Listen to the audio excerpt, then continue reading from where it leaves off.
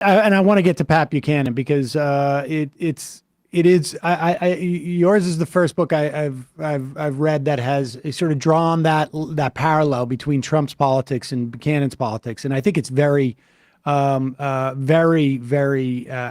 But let's just also just talk for a moment about, because you mentioned, as we go through this history, there is this dynamic, and I think we're seeing it, in present day, that whenever big money is threatened in some fashion, as John Adams says, like, we can't let really there to be democracy because we're going to end up having to like spread the wealth at the end of the day.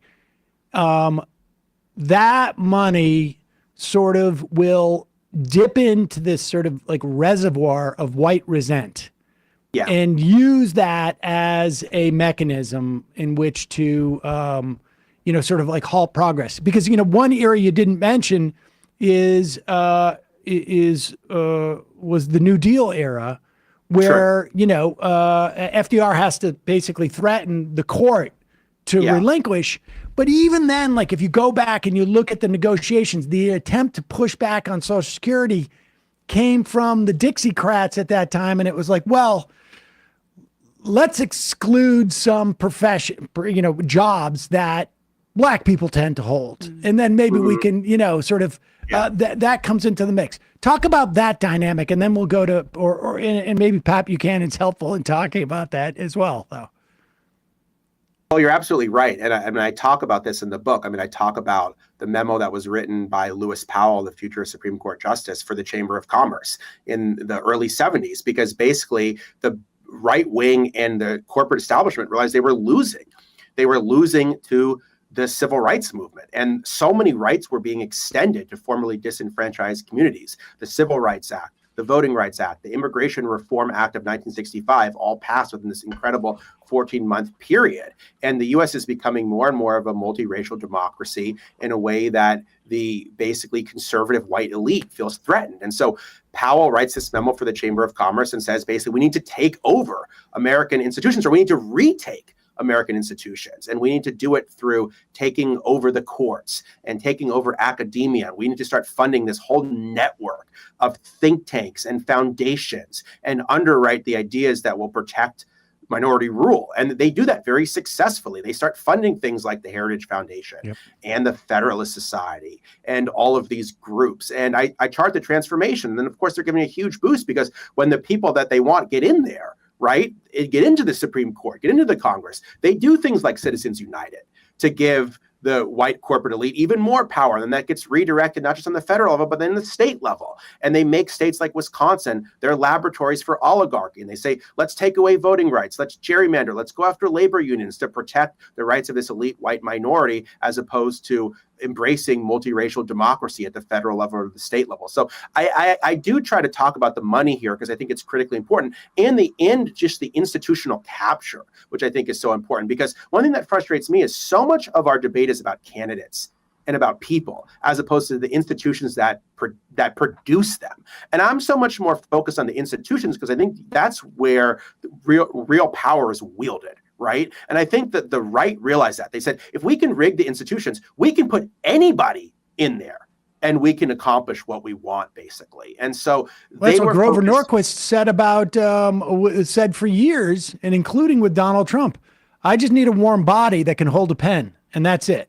And so, that's what Donald Trump was. They capture the institutions on the federal level through the Supreme Court, through the biases of the Electoral College and the U.S. Senate. They exported their anti-democratic strategy to the state level. They made states like Wisconsin the laboratories of autocracy. But then to really motivate people, they layered these appeals to white power on top of it, right? Because if you just say, let's protect a bunch of rich white assholes, that's not going to be motivating even to a lot of conservative voters. So they said first it was the civil rights movement that was to blame in the 1960s and 70s. Then Pat Buchanan comes around and says, listen, immigration's a big thing. White power slipping away. Let's demonize immigrants. That's the next thing to do. That's more politically motivating to people now, because old school racism is harder to do. So and Buchanan starts saying, I want to build a Buchanan fence on the U.S.-Mexico border. I want to repeal citizenship to children born to undocumented immigrants. I want a moratorium on immigration. Well, guess what? 20 years later, Donald Trump comes around. He said, this is a winning platform for the Republican Party. Let's build the wall. Let's ban Muslims from the U.S. Let's revoke rights for these immigrant groups. Let's create this lie that they're stealing American jobs, and not just that, but they're stealing votes. They're crossing the border to illegally vote for Democrats. They're poisoning the blood of Americans. And this is all about the protection of white power. And that's what I want people to understand. This is a strategy that dates back 230 years in terms of its origin. And it's just new ways of framing the argument today. Pat Buchanan is a fascinating figure that I think does not get enough attention because, like you say, he was Nixon's chief of staff. So he was speechwriter. He was a speechwriter. Rather, it was Cheney was his chief, was Nixon's chief of staff, I think, at that time, or was it Rumsfeld? One of those. They were all within. They were all there. But the funny thing is that Buchanan had a problem with the neocons. And he ended up, and Buchanan had a sort of very famous speech in the 92, I guess it was a Republican National Convention, where he basically said culture war. He was the one who really went all in as a culture war, but simultaneously also was like anti-neocon. They called them paleocons. And I think you probably remember this story, but at the 2004 Republican convention, when Air America was just starting and none of the right-wing talk radio guys knew what it was, I was in Radio Row and some guy saddles up next to me and he's like, I'm not like any of these like Bush types. I'm more of a Buchanan-ite. And I'm like, oh, well, great. And he goes, yeah, I mean, all these Bush types are all Jews. And I'm like, yeah, okay, interesting. Well, now they'd call them globalists. I mean, that's what Tucker Carlson tries to do. That's the Trump platform. Exactly. No, 100%. That's why Buchanan was so smart, and Trump was so smart to adopt Buchanan's policy, because Buchanan was anti-free trade, which was actually, he realized, a winning issue. He was anti-war, which he realized was a winning issue. And he was anti-immigrant, which unfortunately was a winning issue for many Republicans. And Trump basically realized, I'm going to take this America First strategy from Buchanan. I'm going to be populist. I'm going to be nativist, and I'm going to be racist, but I'm going to do it in the Trump Tower way, right? I'm going to ride I have what Buchanan doesn't have. I'm a rich guy, and I'm going to ride the golden escalator, and I'm going to say the same things Buchanan has, but instead of seeming like this angry culture warrior, I'm going to seem like the apprentice guy.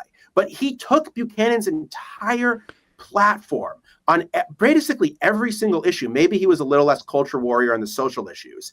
Buchanan cared a lot about things like abortion and gay rights. Right. Trump doesn't really care about that kind of stuff, even though he did point to the Supreme Court that overturned Roe v. Wade. But I think Trump basically saw that this America First platform that was laid out by Buchanan could be incredibly successful. And that's why I think Buchanan is kind of like the prophet without honor in the Republican Party. The more extreme that his views become, the more it's adopted by the Republican Party as they see white power slipping away. Well, it's interesting because there's also there's another difference too with Buchanan. He was far more vehemently anti-Israel, and than Trump is, because Trump has some relationships there, and it's important in terms of Saudi Arabia and Kushner and whatnot. But in the mid-aughts, Tucker Carlson has a show on MSNBC.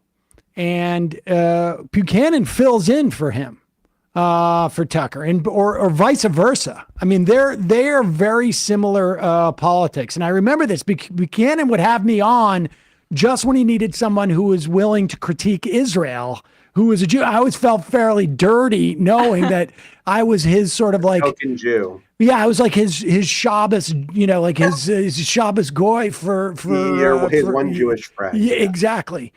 But people forget, Rachel Maddow integrated with Pat Buchanan. Used to call him Uncle Pat. Like he had this sort of whitewashing, and Tucker, that they all came from this milieu. Yeah, that is And I mean, I would say I'm a little dubious of Buchanan's criticism of Israel because he did say a lot of very anti-Semitic things. So, no, it was about anti-Semitism. Yeah. I mean, it was almost explicit. I mean, it was almost explicit. But I will say, I mean, Buchanan starts talking about things like a great replacement well before it becomes a thing that Tucker and Trump and Elon Musk are talking about. I mean, he's talking about all these things in the 90s, and he's basically pushed out of the Republican Party by people like Bob Dole, by people like George Will, the Republican establishment, who don't want the Republican Party to be principally defined by racism.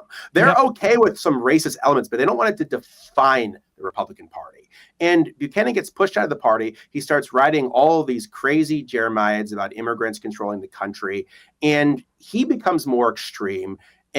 But his ideas find resonance with people like Steve Bannon and Stephen Miller. And when Trump is trying to figure out what am I going to run on, basically his advisors say you need to run on Buchananism and spiff it up. But I just want people to understand that there's a strategy here, because I think so often Trump is described as unprecedented. And of course, there's unprecedented things about Trump, but his strategy dates back to earlier strategies to maintain white power. And I also want people to understand that, yes, Trump is an accelerant of a broken political system. He's also a product of a broken political system. And if we want to prevent future Trumps from emerging in the future, to bring it back to the earlier point we were discussing, we have to reform that broken system, or else people like Trump are going to become much more the norm instead of the exception.